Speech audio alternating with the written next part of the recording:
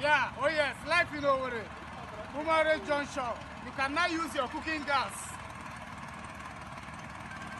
Instead of fuel, you know PMS is very expensive. As you can see, the generator is running smoothly. Very smooth. Very sound. Very smooth, very sound.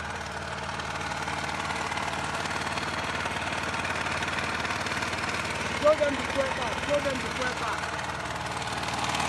This is the fuel tap. There is no fuel hose, as you can see.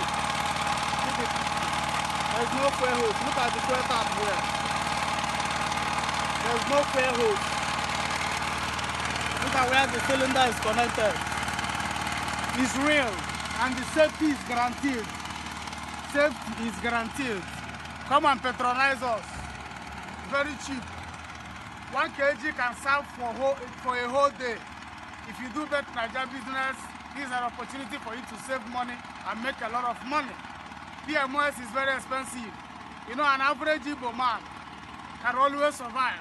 No matter how the federal government makes things to be difficult for us, we can always find a way to survive. Show them once again. This is 12.5 kg. If you can be able to fool this, maybe you run your generator for 24 hours.